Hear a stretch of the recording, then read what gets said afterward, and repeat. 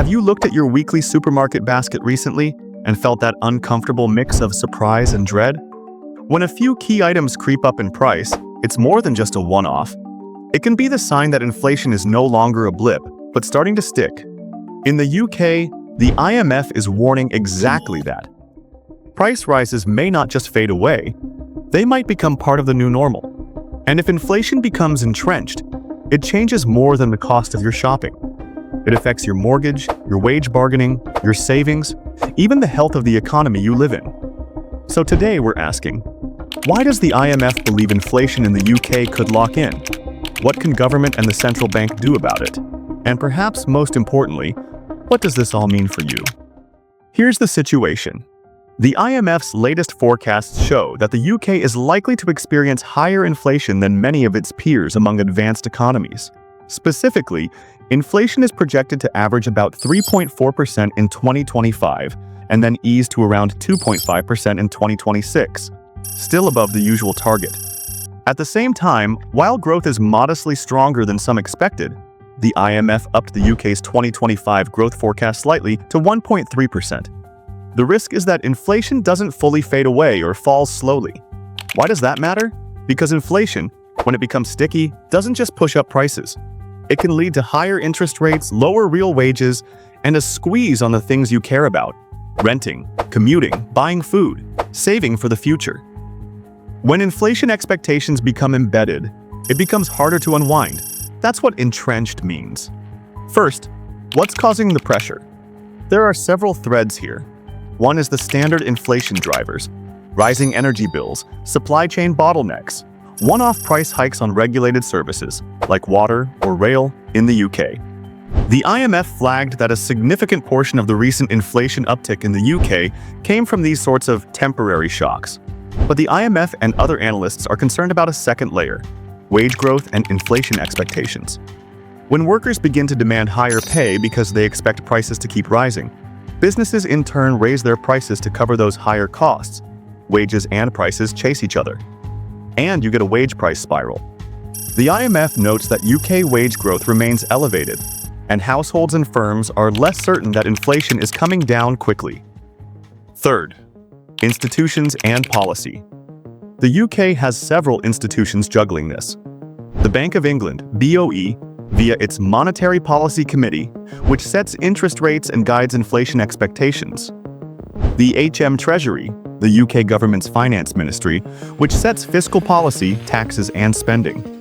And via the IMF, an external watchdog offering guidance and flags. If the BOE were to cut interest rates too soon, or the Treasury were to allow loose fiscal policy while inflation is still high, the risk is policy credibility worn down and inflation expectations take root. The IMF explicitly cautions that the BOE should be very cautious in its easing trajectory. Fourth, what's the effect? For the UK, the IMF says inflation will be the highest among G7 nations in 2025 and 2026. That means, relative to other big economies, Brits could see their money buying less unless wages rise or prices fall.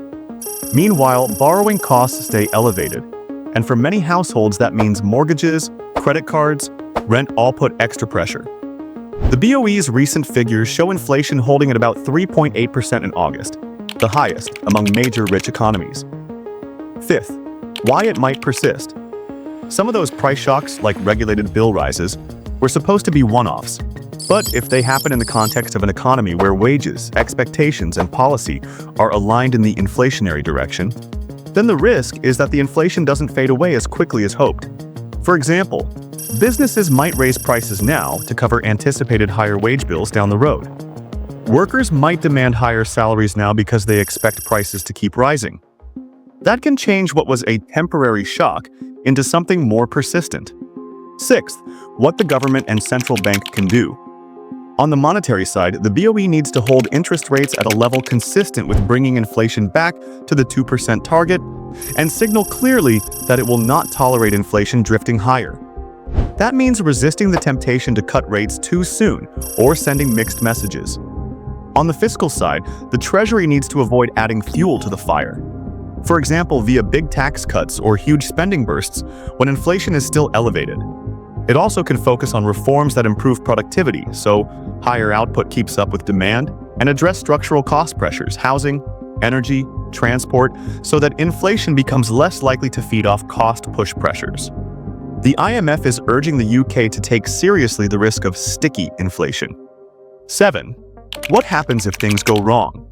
If inflation becomes entrenched in the UK, then you could see interest rates remaining higher for longer, slower real wage growth because wages can't keep up with prices, and economic growth suffering bias because high inflation erodes purchasing power, reduces consumer confidence, and can crowd out investment. The credibility of the BOE could suffer, which in turn could worsen inflation expectations. If households and businesses believe inflation will keep being higher, they act accordingly. That risk makes the IMF warning more serious than just today's price rise. So what does all this mean for everyday people? If inflation in the UK becomes sticky, your paycheck might not stretch as far unless you're in a job or sector that's able to push wages up. Savings and cash will lose value faster. You'll want to think about where you park your money. If you're borrowing, mortgage, student loan, or credit, interest rates may stay higher, and the cost of servicing them may rise. Conversely, if you're a lender or hold fixed-rate contracts, you might be better placed. But there's also an upside. If policy works, if the BOE holds firm and the Treasury supports productivity growth and cost control, then you could see inflation come down and real incomes recover. The key will be whether inflation expectations remain anchored. Because if households believe the BOE and government mean business, and that inflation will return to target, then the spiral is less likely to take hold.